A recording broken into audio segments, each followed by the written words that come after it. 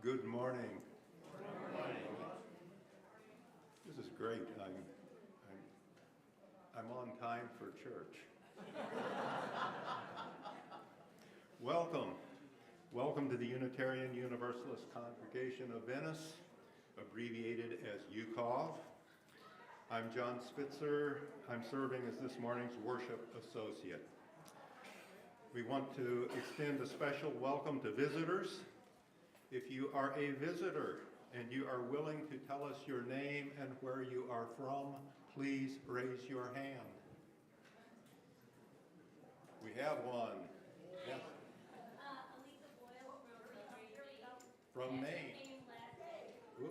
I was actually here around Valentine's Day last year, and Donna just keeps talking about this congregation so much and just accolading it, and so I said, well, I'll come again, and it just seems like a great group. Everybody's smiling, so that's wonderful. Thank you. Other visitors in the back.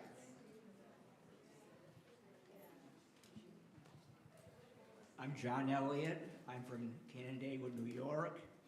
I've been coming down for 30 years, but it's my first time here. Great. Welcome. And we had another in there. Whoop.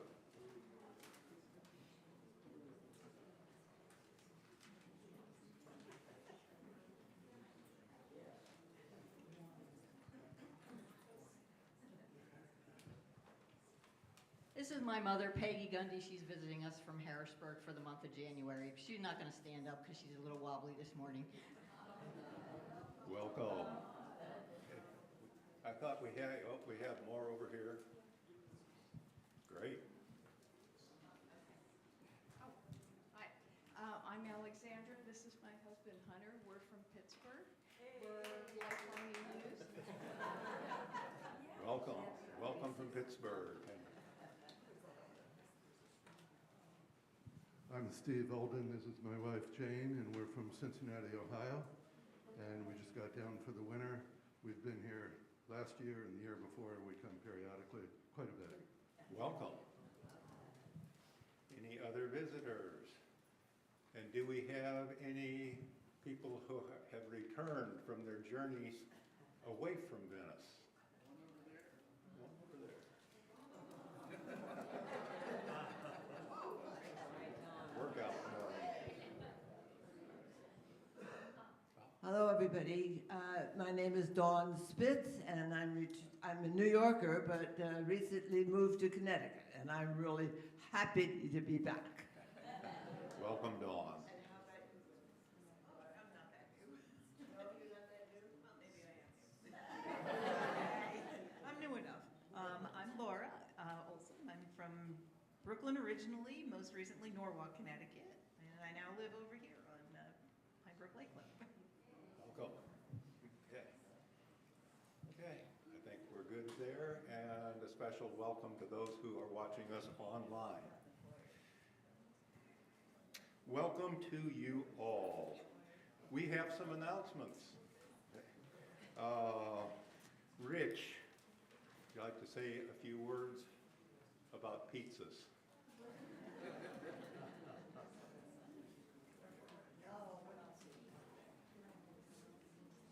Thank you. Next Sunday, a week from today, is the official kickoff of the Pledge campaign, but the unofficial kickoff is Saturday night at 5 o'clock for the pizza party. It is free. Today is the last day that you'll be able to sign up because we've ordered the pizza from Naples, Italy, and it's going to take a while for it to come. Be sure to put the type of pizza that you like. We're working on gluten-free and having salad. We will provide the non-alcoholic refreshments, but you are free to bring the libation of your choice, alcoholic or non-alcoholic. To the people who are visiting, who are new or whatever, visitors are welcome. This is not just for people who are members of the congregation. If you're visiting today for the first time or the second, whatever, please, you're more than welcome to attend. It's going to be a fun time. I promise you there will be no long speeches about pledging and how much you should give. The Not Ready for Subprime players will be performing. this is a very important activity because there are a number of people who have applied to be ministers of the congregation, and you will get to choose. They will be interviewed that night, and you will get to choose your next minister. So this rogue element has lined up a group of people, and I'm sure it will have a lasting effect on your memory. Don't miss it. The choir is also putting together some parody songs that I think you'll enjoy. So please sign up today if you can. Again, visitors are very welcome. Thank you. Serena.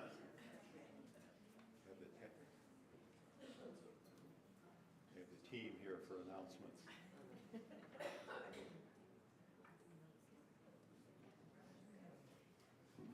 Regarding the subprime players, or not ready for subprime players, I will say to you that you have to suspend your beliefs in order to participate in the entertainment, because it will be fun.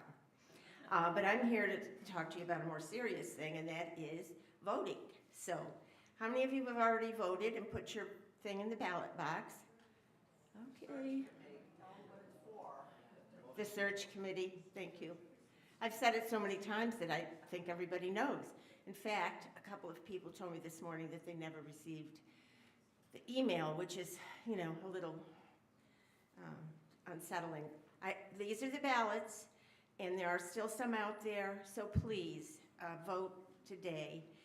We're going to be counting the ballots on Tuesday. Janet Knudsen and I will be doing that, and then eventually we will have a slate of hopefully 7 people to present to the entire congregation for you to vote again. So this is a selection process that we're going through right now, and we want it's part of your responsibility as being a Unitarian Universalist to select in choosing your minister, of course, and we do that by going through this selection process. Thank you.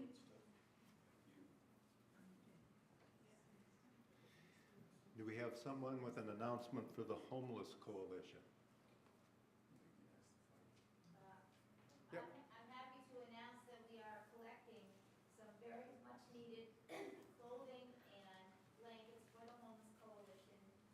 Due to Hurricane Ian, the population of homeless people has really skyrocketed, so they're very much in need of these items which are outlined there on the slide. Thank you. And there are boxes on the lanai. Boxes on the lanai for those donations. And do we have someone to speak to Bereavement Support Group? Jane, we have a slide on that. Yes, we do. Yes, we will begin the new series of grief support for grief, loss, whatever, on Wednesday, January the 11th at 1 o'clock, at the Linder House. I am asking for RSVP because that will determine several things, whether we go forward, if the group is even needed at this point here at UConn. So please, if you're interested, just let me know you're going to be there, and that will be fine. Thank you. Thank you, Jane. And Donna, would you like to say some words about sustainability? Yes.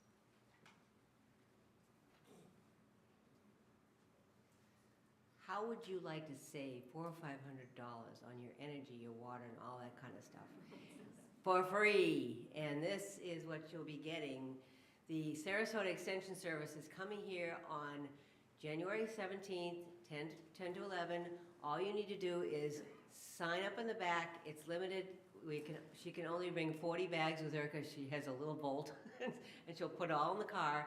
But there's so much good stuff in here. There's LEDs, there's stuff for water saving, there's all kinds of tips, and it's a fabulous thing. So please sign up and make sure you get your name on the list today, because I bet it's going to fill up fast. And I did this in Bird Bay, by the way, and we got crowded. People who just we want to do this again. I said, well, we're going to do it here first.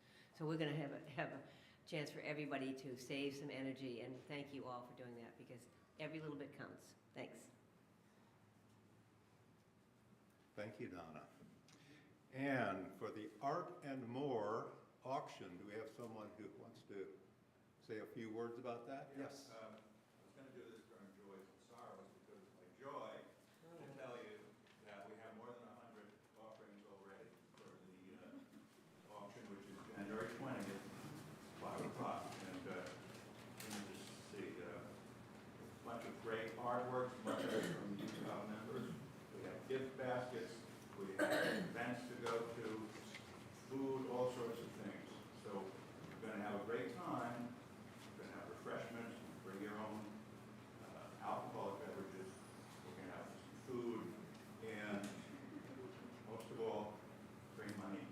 Cash, bring checks, bring credit cards, because this is to support UCOM in particular to do repairs in the hurricane on the roof of the water school. So it's important. We're going to contribute money to UCOM and get some really good stuff and some great bargains as well. Yeah, sure.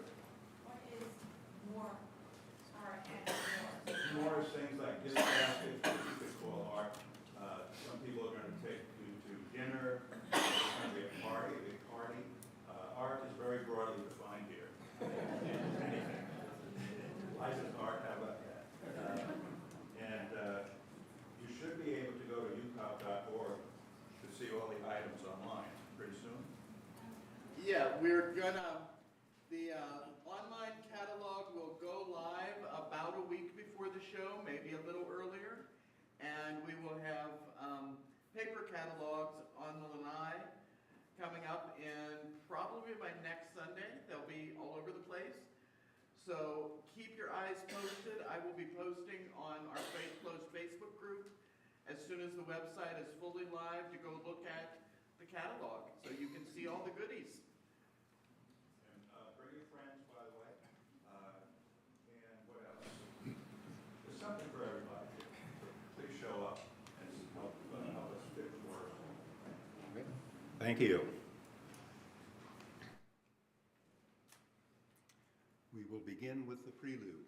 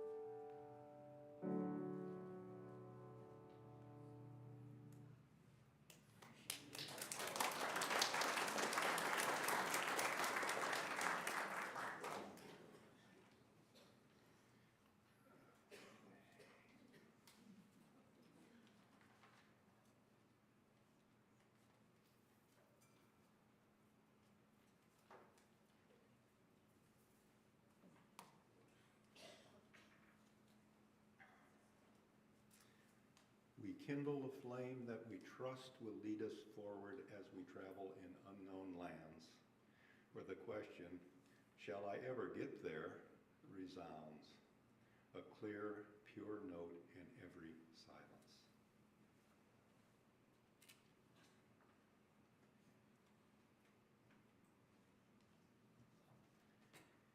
Good morning, everyone. I'm Reverend Amy Petrie Shaw. My pronouns are she or they, and we're gathered here, as always, on land that is the traditional territory of the indigenous Calusa people. We're here today to talk about the joy of living. In the words of Gordon McKeeman, we summon ourselves from the demands and delights of the daily round, from the dirty dishes and unwaxed floors, from all the incompleteness and not yet startedness, from the unholy and the unresolved, we summon ourselves to attend to our vision of peace and justice, of cleanliness and health, of delight and devotion, of the lovely and the holy, of who we are and what we can do.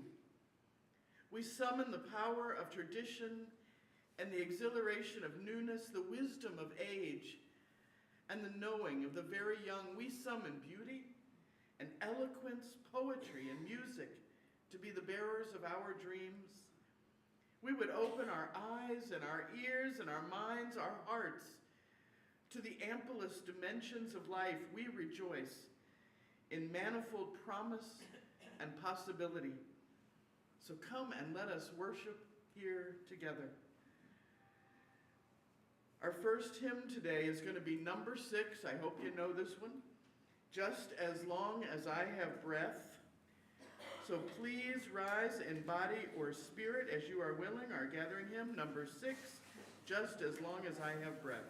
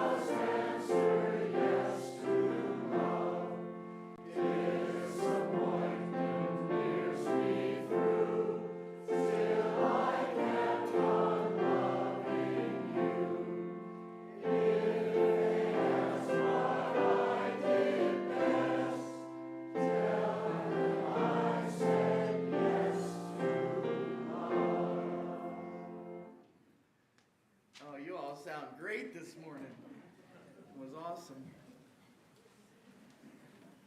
This is our children's chapel time for any children that are here or any children that are following along at home on YouTube. And it gives us just a minute to explain to the littler ones what the grown-ups are going to be talking about today in the service. And as I said earlier, today we're talking about the joy in life. But what we're talking about more specifically is taking the time to experience the joy. It's no good having a great day if you don't take the time to experience it. If you spend every minute worried about what comes next or what's going to happen tomorrow, and you're so busy waiting for the next thing that you don't get to do this thing. So I ask that all of you join me in the Reeb Children's Benediction by Ian Riddell and help me to sing whatever kids are home watching off to whatever they're going to do next.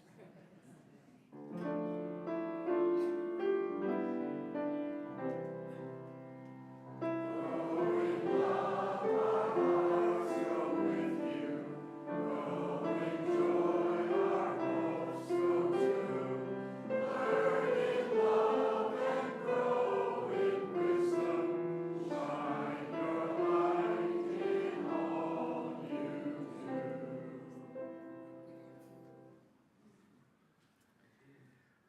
originally going to have a guest speaker with us briefly today to talk about Good Samaritan Pharmacy and Health Services, which is where our donation goes this month. And he was going to be talking about what his organization does and how our funds are used and about volunteer opportunities. It was not possible for him to be here today, so hopefully we will get him scheduled during another service. Because I'd really like you all to hear about, especially the volunteer opportunities and where the money's going. This is our offering time, and we do this not because we want to make $1 million on a Sunday morning. We do it because giving's a sacred practice, so we remind ourselves that generosity is sacred, whether you put in $1 or a penny or 10 cents. What matters is participating in a small giving ritual to remind you that giving is sacred. Now, every week, our offering words are offered with levity because giving shouldn't hurt, and it should always happen with a smile.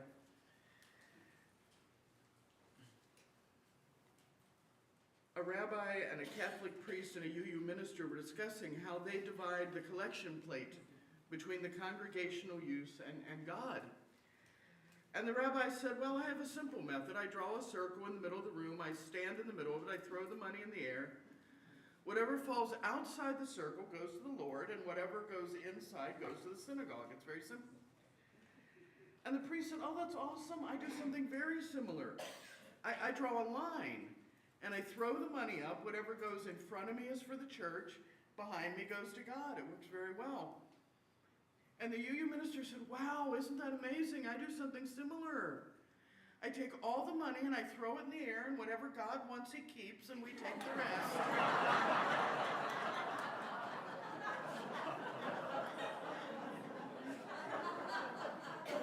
They don't let me near the collection plates anymore. The morning offering will now be given and gratefully received, and if God grabs any of it, I'll let y'all know.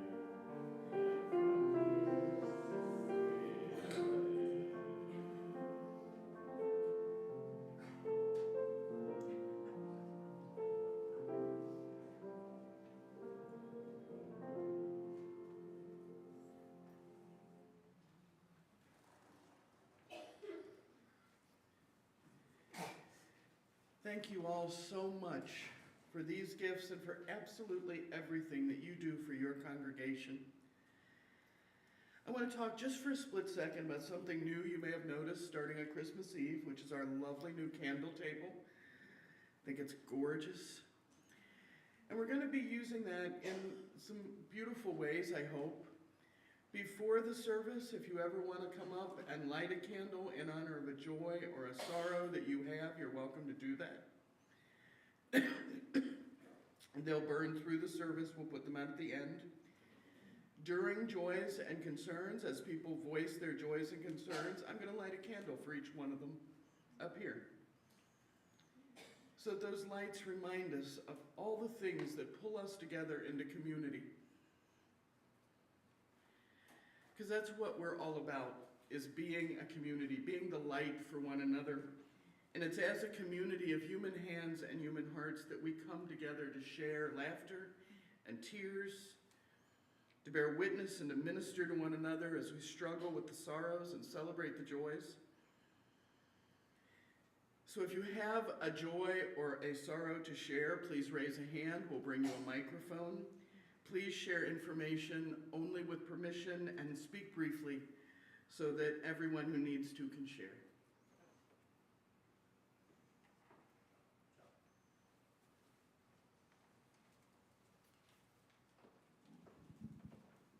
Good morning, everybody. My name is Bill Reynolds, and my joy is for the very part of the last year, I've been working with the Strategic Planning Committee.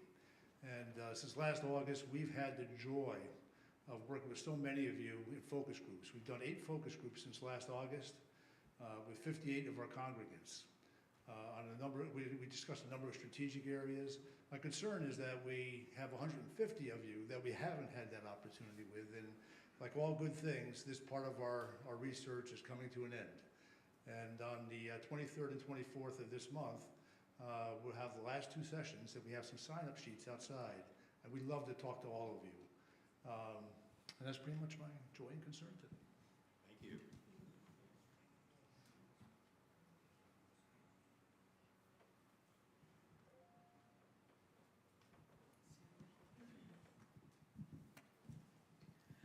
I'm Sally Erb, and many of you know we went home for some time in December and November for our daughter-in-law to have a kidney transplant.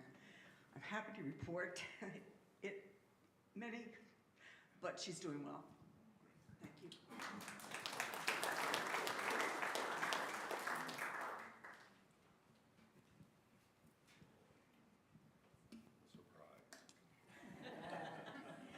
Where's Bill Harrison? Hi, Buster. I'm reminded of the lovely Irish poem, which I've always enjoyed. May the wind always be behind your back, and the road rise up to meet you.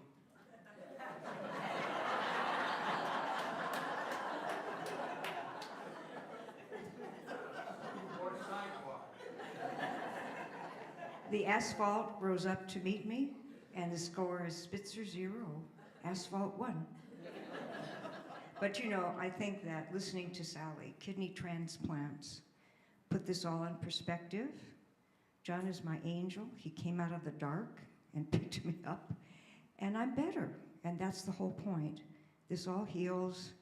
We learn lessons from it, and I'm grateful for the support I've had from friends. I hope yours is getting better, Bill.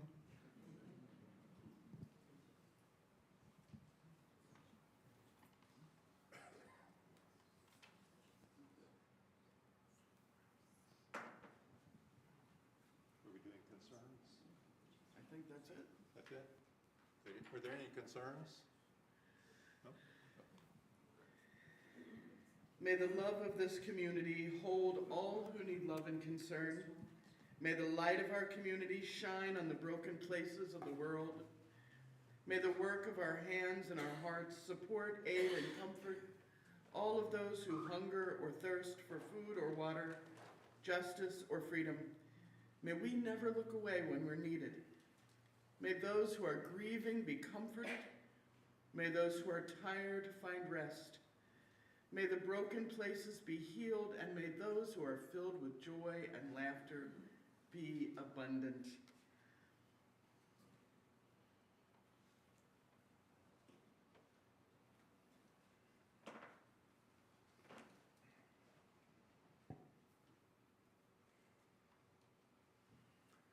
Our first reading is titled, It Matters, by Robert Walsh.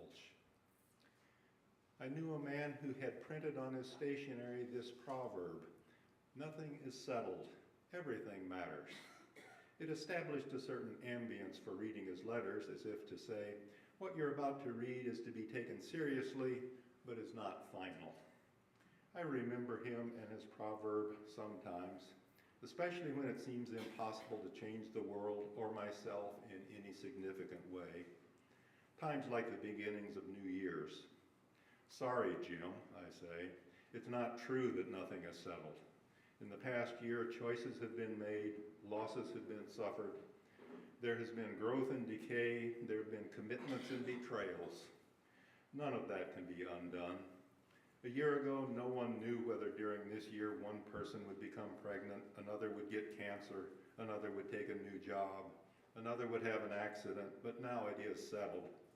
One day this year I was present just when someone needed me. Another day I was busy doing something else when I was needed. One day I said something to a friend that injured our relationship. Another day I said something that enabled a person to see life in a new way. The best and the worst of those days is now written. All my tears of joy or sorrow cannot erase it. If I stay with my meditation long enough, the reply comes. Robbie, you have misunderstood the proverb. It is true that you cannot escape the consequences of your actions or the chances of the world. But what is not settled is how the story turns out. What is not settled is what the meaning of your life will be.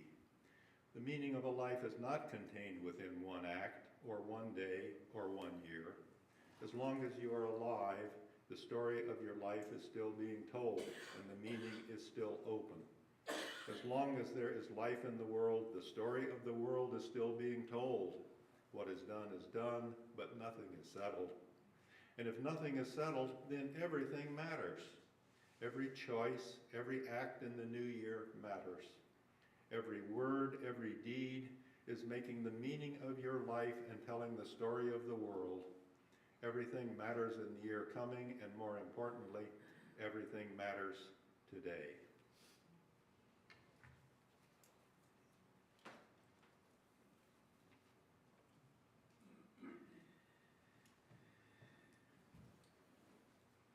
I saw a quote by Horatio Jones, and I absolutely fell in love with it. Jones writes, instead of saying, I'm damaged, I'm broken, I have trust issues, say instead, I'm healing, I'm rediscovering myself, I'm starting over. Holding these thoughts in mind, please join me in 1 minute of silent meditation or thought or prayer.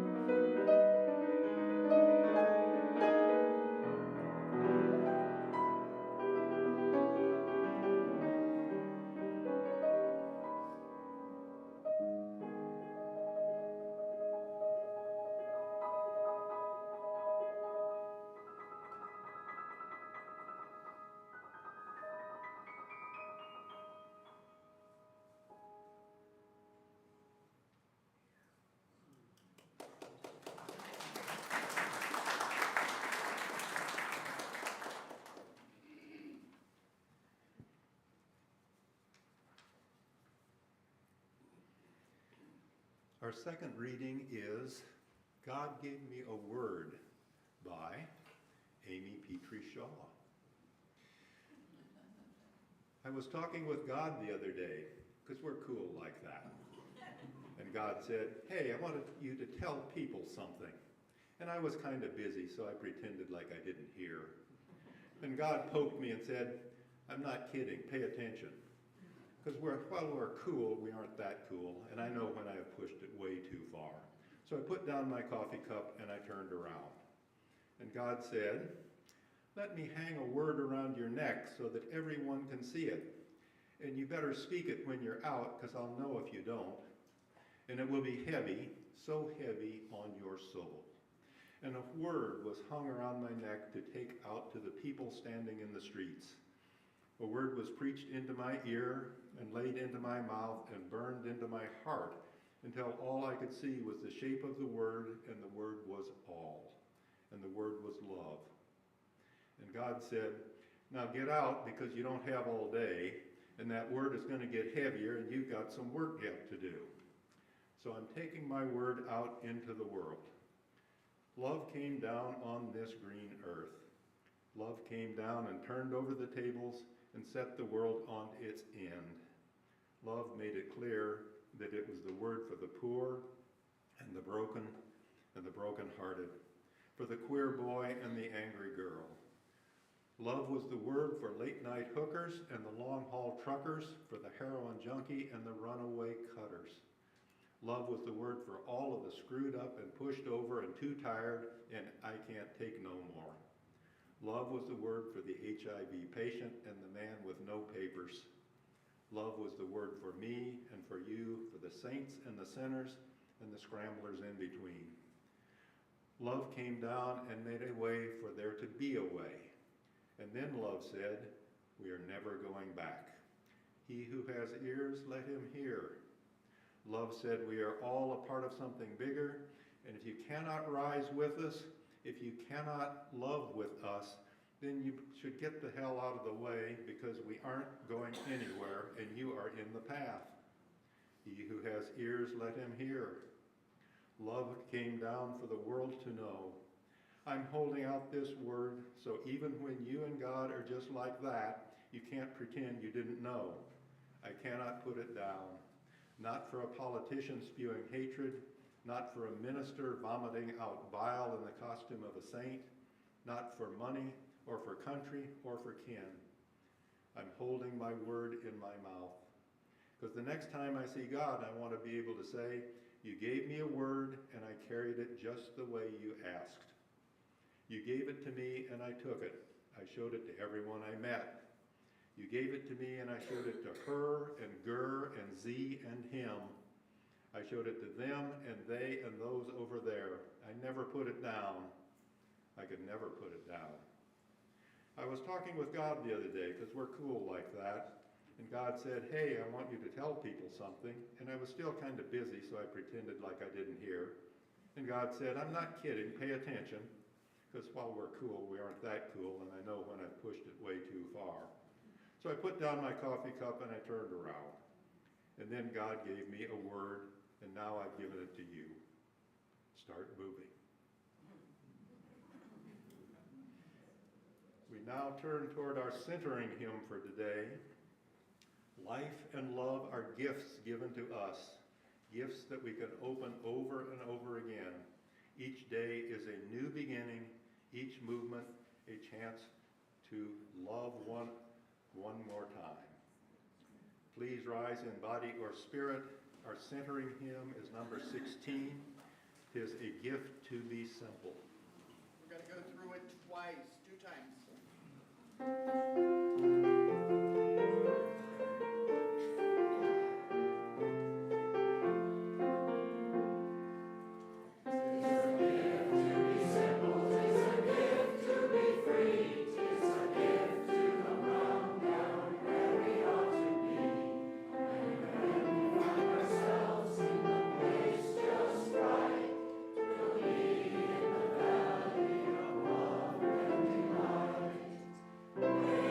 When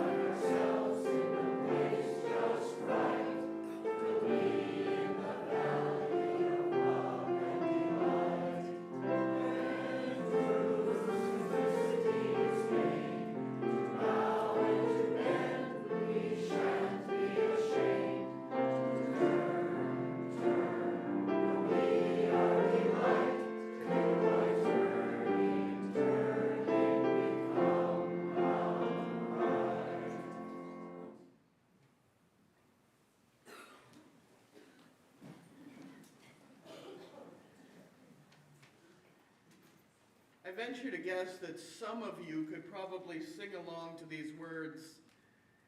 525,600 minutes. Ring a bell for anybody?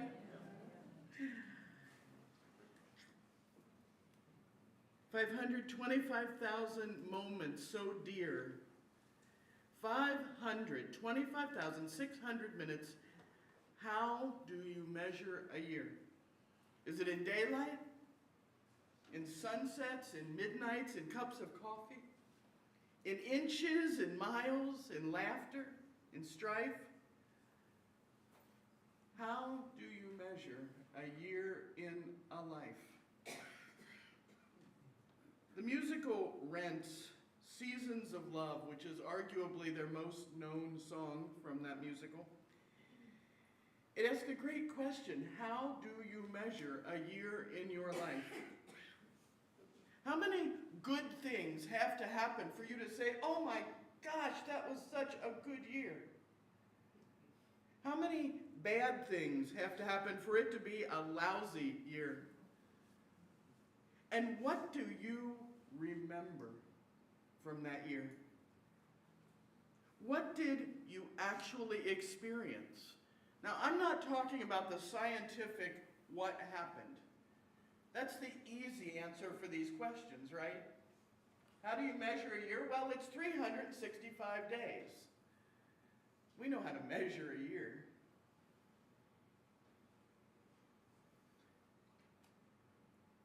I'm not talking about all those moments you rushed through and wrote off when you were in a hurry to get to the next thing and the next and the next, so you wouldn't miss out on anything. What did you actually experience this year? What mattered to you? How did you mark the year's passage, these 525,600 minutes of your life? Stephen Dobbins wrote a poem that I love and I go back to over and over and over again because I have to remind myself to get over the fear of missing out, the fear of not being ready for the next thing. He said, each thing I do, I rush through so I can do something else. Sound familiar? And in such a way do the days pass, a blend of stock car racing and the never-ending building of a Gothic cathedral. Through the windows of my speeding car, I see all that I love falling away. Books unread, jokes untold, landscapes unvisited, and why? What treasure do I expect in my future? Rather, it's the confusion of childhood loping behind me, the chaos in the mind, the failure chipping away at each success. Glancing over my shoulder, I see its shape, and so I move forward.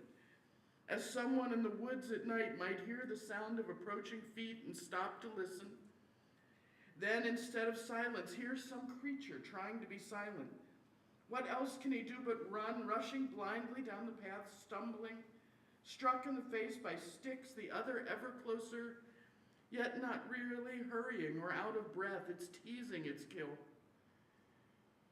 Every time I read that, it speaks to me. I thought about it this morning as I realized I had eaten my entire breakfast while thinking about what I was going to say today, and I really didn't remember what I had put in my mouth while I was thinking. When we sit down to watch a movie with our popcorn and our drink, we see a story of moving images. They fool our mind and our eyes into believing it's all one piece, but it isn't. If we take that same movie and we stop looking at the projected image, but instead look at the video that makes it up, you know that it's all made up of still frames, one picture after another, images frozen in time and space. Each thing I do, I rush through to do something else. In the movie of my life, I miss out on the still pictures because I'm rushing along at 60 frames a second, trying to get there to the next place. I know for a lot of us, where we notice this the most is in our car. When you get behind the wheel of your car in the movie of your life, have you ever looked up and realized you're halfway home? Or you pull in at the restaurant you were going to go to and you think, how exactly did I get here? I do not remember anything from getting in my car to getting here. When you have 10 minutes to take a shower before your spouse needs to be at pickleball, and you need to be at a class or a group, do you even feel the water, how good it feels? You even smell that delightful soap that you looked for 20 minutes at that store, that you love the smell of and just had to have? When's the last time you smelled it?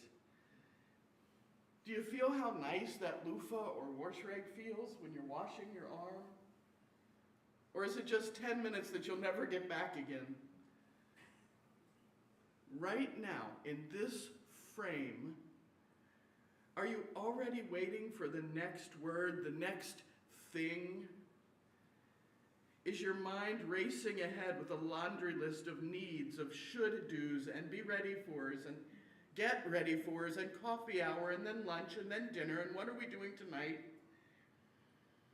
What are we doing at Valentine's Day? What am I going to do at bedtime? When can I collapse so that I can lay down and get up and do it all again tomorrow? How often are you done with this thing and on to the next thing? You just survived 525,600 minutes. What happened? 8 days or so ago, we started a new calendar year. And that period between years, that last few hours of one year and the first few hours of the next, is called a liminal time. Time of transition from one thing to the next, a thing that has no real context on its own. It's always about looking backward and looking forward.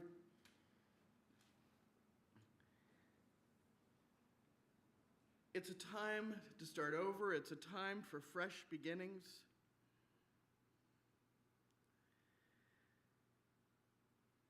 Our second reading today was partially about choosing to have the courage to start again in love when loving the world and your neighbors and yourself is hard to do. We can choose each new moment of chaotic life to begin again in love for ourselves, for the people around us, but what better time than that liminal time of the year? What better time to mindfully set an intention and start over today or tomorrow or the next day? Why not tonight at midnight? Why not 2 minutes from now? Anne Shirley, from the book Anne of Green Gables by Lucy Maud Montgomery, isn't as popular as she used to be. And generations of readers came to know and love this Anne, this little orphan with freckles and possibly overdramatic personality. You can see why she was dear to my heart. She was someone who didn't quite fit in anywhere, and she was always too loud and too tasteless or too clumsy or just too outspoken for most people. And yet she found her way into the hearts and the bookshelves of readers of all ages. She used to say, "Tomorrow is a new day with no mistakes in it yet." Tomorrow's a fresh start. Tomorrow at 12:01, you start a new day, and it's up to you how you will experience it, or if you will experience it at all. Because this is all wrapped together. You can start over again and again and again.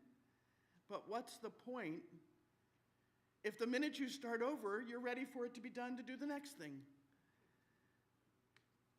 An article in The Economist called "Why is Everyone So Busy?" said this: "The problem, then, is less how much time people have than how they see it. Ever since a clock was first used to synchronize labor in the 18th century, time has been understood in relation to money. I once heard somebody refer to minimum wage as the cost of selling an hour of your life. Once hours are financially quantified, people worry more about wasting, saving, or using them profitably. When economies grow and incomes rise, everyone's time becomes more valuable, and the more valuable something becomes, the scarcer it seems. Well, you have just one life, and it's indeed valuable. So when you spend any minute of it this year, don't throw it away. Don't let it just be currency to buy you the minutes that come after it. I challenge you. This year, experience your life. Experience every minute. I'm giving you a word. And that word is love. Love your life. Love your life. Love your neighbor. Love yourself. Love the things you do or find new things. Spend your precious 525,600 minutes being present as often as possible. Spend it doing what you love as often as you can. Look for things to love when you're doing things you don't love. Spend it starting over as many times as you need to rather than being pulled down by your mistakes.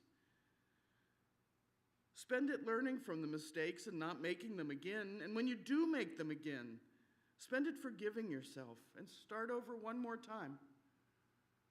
Don't rush through for that minute when you will be perfect and make no more mistakes. It ain't coming. I guarantee it. Spend your minutes creating, not destroying, honoring the good and learning from the bad. You got this. Letting go of whatever chains you and holds you back. Spend them living rather than hoping you'll get a chance to live. And surround yourself with people who are doing the same, who are eager to learn new things and do new things and do old things that they love. Because life's too short. Life's too short to waste. Life's too short to spend on I should have and I would have and I wish I had. Try the food. Go out and dance. Get that weird hat you always wanted. Go sing karaoke terribly. Ask the 45-year-old cute waiter out to dinner. Take a trip to Belize. Life is an ongoing triage situation, and you are both the doctor and the patient, so make the choices that let you live. 525,600 minutes. How are you going to measure the next year of your life? And when we get there, let me know how you did. Amen.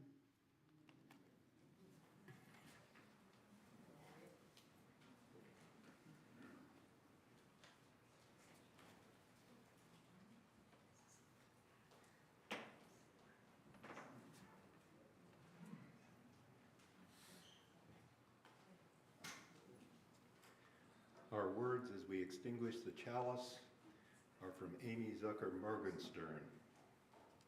When we take fire from our chalice, it does not become less, it becomes more. And so we extinguish our chalice, but we take its light and warmth with us, multiplying their power by all of our lives and sharing it with the world.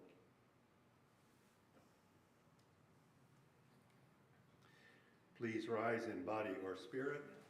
Our final hymn this morning is number 21, For the Beauty of the Earth.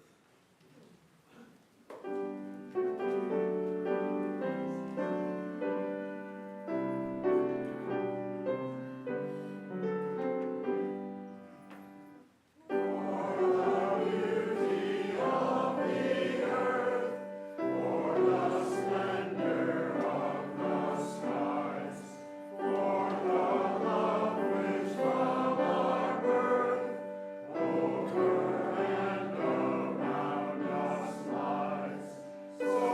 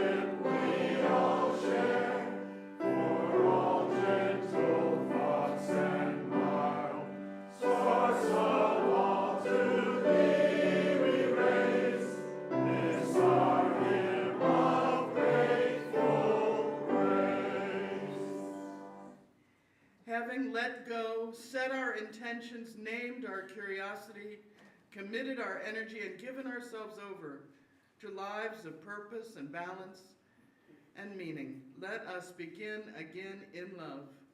Peace, ashe, and may it be so.